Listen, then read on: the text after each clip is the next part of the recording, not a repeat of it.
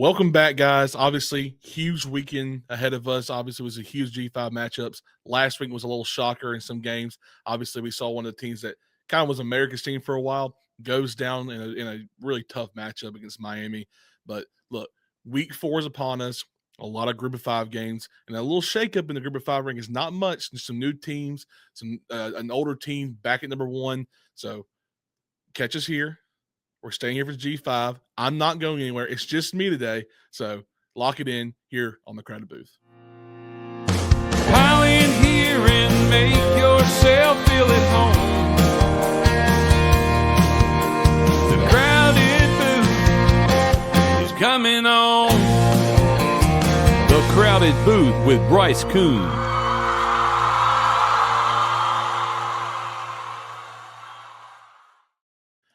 So, yes, guys, it's just me today. Bryce cannot be here right now. He's busy with some other stuff.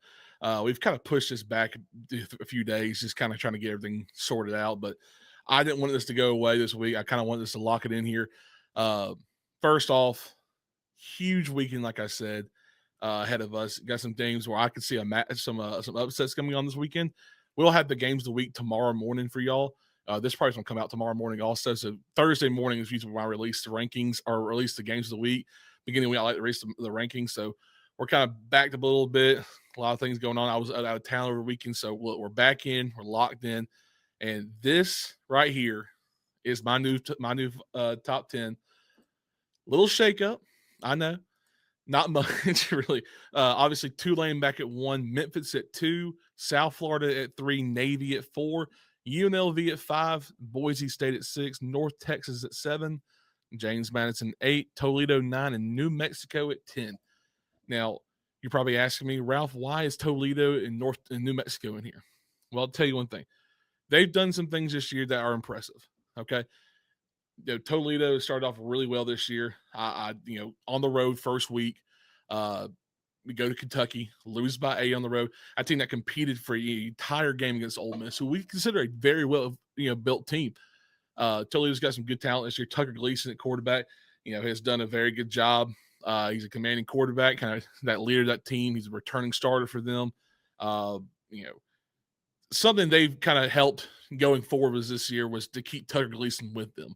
And obviously he did not get poached by anyone this year, so that helped them out a lot. They played West Kentucky week 2. I had West Kentucky a lot higher I think my week 2 rankings, I had them at 1, or not, I had them in the top 10 at least. They get blown out by Toledo in week 2, 45-21, obviously huge win. They host Morgan State this past week. Morgan State's a very good FCS team usually. 60-0 blowout. Shout out to Toledo. Terrific games so far this year. Look, I'm impressed by this offense. They score points. In the MAC, if you score points in the MAC, you're 90% of the time you're going to win a game. We're used to seeing those sicko committee games on Tuesday nights, and it's snowing and there's no one there, but it's like a 21-15 game. Now, this is a 60-0 blowout. Toledo's got an offense this year. It's a scary team to play in the MAC. Look for them to compete in the MAC this year. The MAC's wide open year in, year out. I feel like I say year in, year out consistently, but this is a team that I think competes for the MAC championship game. New Mexico at 10. Yes. You know why they're here. Everyone knows why they're here. They had a close loss in Michigan week 1. You go on the road to Michigan and only lose by 17. You've done something right. You're doing something right coaching-wise, in my opinion. They are a very fun team to watch. You saw what they did this past week. I know I watched it. I watched it with Gavin and Bryce for the weekend. They beat UCLA bad, and it was embarrassing. It was a very impressive win. 35-10. Jack Lane, former Idaho quarterback, turned into the New Mexico starting quarterback, has been an awesome guy this year to watch. He has been their leader, the guy they can rely on from the start. And look, this is the team that, doesn't get a lot of, views, doesn't get a lot of recognition for who they play and what they do year in, year and in the season. Try to say year in, year out again, but I like what they have this year. I think they're a fun team. They definitely play fired up. They don't care who you are. They're a veteran-led defense this year. Holding UCLA to 10 points is by a smaller school like New Mexico. is impressive. I don't care what you see in the UCLA and how bad they've been this year, but this team has done something right, and they're doing something right every week. So good job, New Mexico. You're proving everyone wrong this year that has doubted you in the past. And look, I like some shakeup in the top 10 here. I'd love to put more Sunbelt teams in here, but a lot of teams have not impressed me. That's the one behind my head right here. Have not impressed me at all. Um, a team that's impressed though is North Texas, and I feel bad for not having them in the top 10 in the first place. That's on me. I'm sorry, Brittany. That's on me. This team obviously is the real deal. Week 1 blowout win against Lamar. Not saying much in that game. It's just Lamar. No one really knows much about him. Shaky game week 2 at Western Michigan. Not their best performance, obviously defensively, but look, you have your bounce back games. They host Washington State. A few years ago, you would say Washington State goes to North Texas and wins by 30. Not today. They win 59-10, an absolute blowout. Drew Mestemaker, I hope I said that right. If I miscorrect his name, I'm sorry. Over 700 yards passing this year, 9 touchdowns, no interceptions. The kid had 1 start last year, and that was in the bowl game against Texas State, and he threw for almost 400 yards and 2 touchdowns. This team's been good last few years. They're a fun team to watch. They show out every game. They're a mismatch. Sometimes they air it out, man. If you don't have the corners to cover these guys, they're going to torch you all day. I would be disappointed to say this team does not compete for a championship this year in the conference. If you look at my rankings here, your top 4 teams are in the same conference as North Texas, right? That should show you how dominant this American Conference is this year. That's how solid it throughout it is. Look at me. I'm saying through in, throughout instead of year in, year out. Look at this. Things are changing on this podcast live. I am truly excited for this season, the Group of 5, with all these teams who just can't kind of just put themselves on the map. Now, in my rankings, I've kind of explained to Bryce, there's probably going to be a new team weekend every week. It's a Group of 5, man. Something's going to change. Someone's going to beat somebody. Someone's going to go on the road and have a huge road victory. Someone's going to get upset. That's just Group of 5 football every week. There's always something going on. It's not power football where, Ohio State's playing Purdue today. They're going to beat them by 40. No. Navy's going to go play South Florida this week, or whoever, and just throwing out random games here. And Navy goes in is a two touchdown underdog and win by 3 touchdowns. Group of 5 football for you. No one knows anything, and no one knows what's going to happen. Now, I kind of wanted to take away a little bit, and I know I talked about my 3 new teams here. I wanted to talk about why I took South Florida out at 1 and not put them at 2. South Florida is a very good team. They had a very good win against Florida, and because winning on the road is hard. I don't care who you are, what team you pull for. It's hard to go on the road and win. I mean, it's hard. I saw Florida play in person this past week. I'm not impressed offensively whatsoever, but their defense is very solid. They held South Florida to only 18 points, but 18 was enough to win. And a victory is a victory in a Group of 5. No matter who you play in the Power 4 level, if you win a game, it counts. It's huge. And they built a lot of momentum from that game. And then they built a lot of momentum going into Miami and got steamrolled. No knock to them. Miami was a very good team. But South Florida opened the season up this year and said, we'll play the best team in Group of 5 from last year in Boise State at home. We'll beat them bad. We'll go on the road and play Florida in the swamp at night. We'll beat them on the road. Why not? We'll go down to Miami and play one of the top 5 teams in the country, one of the best offenses in the country. Sure, we'll do that too. They've been beaten up this past few weeks. They need a little, reset. South Carolina State coming home this weekend.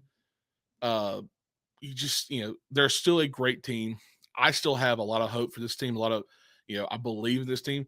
You have North Texas, you have Memphis, and you have Navy on the schedule. You have to win out in these games. The American Conference is up in the air right now between Tulane, Memphis, and South Florida, and Navy, and North Texas right now. A lot can change. It truly can. I put Tulane. Now I'm going back to why I'm putting Tulane at 1.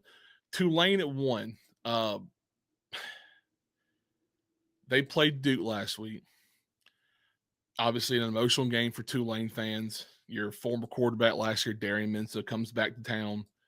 He left you last year right in the season, shocked you by leaving, made you mad. So you pack out the stadium in Yeoman Stadium and you beat him at your home field.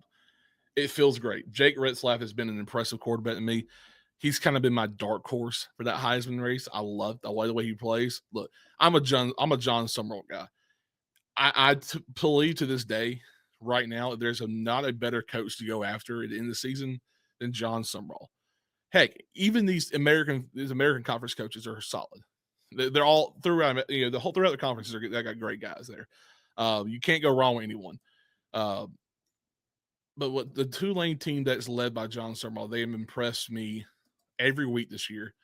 The Northwestern victory, it goes undone. They only have 3 points at home to a Power 4 team. South Alabama game, they shook them up a little bit, let them score too many points. They probably wanted to. It's okay.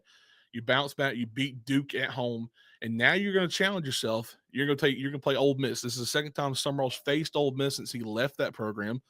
Look, he's a great coach. He's got a veteran team now. He's kind of got his guys kind of gelled together like he didn't have week 1, week 2.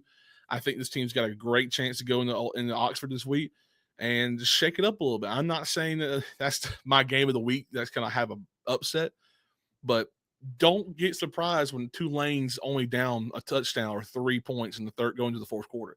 They're a great team. They're a great coach team. And look, they're my sleeper right now for my G5 representative. I think South Florida is still very good, like I said, but that loss to Florida or the loss of Miami hurts them a little bit in the rankings, but doesn't hurt them going forward for Group of 5. Now, I want a little tidbit right here before I kind of get close to the end of this. Memphis. You just had to come into Troy and beat us bad. You just had to do it. Look, I like Memphis. They're a very well-ran team, and they have been in the past. I was told that if they joined the ACC, it would be a joke. They would not be able to compete. Well, you're wrong. I'm telling you that right now. They're very wrong. They're hosting Arkansas on Saturday. They're challenging themselves. They challenge us year in. They always challenge themselves. They go to Florida State last year, went on the road. They're playing Arkansas at home this year. Went Arkansas on the road last year. And this team is – I'm sorry, they didn't go on the road last year at Arkansas. This team's good. They beat Tulane last year. Whole new offense this year.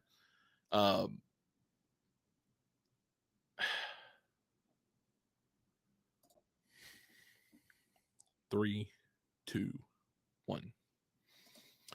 Look, Memphis's team is a little different this year. Okay, portal kind of takes away from them too. They lost guys to the draft, but they reloaded. They brought some guys in from the portal.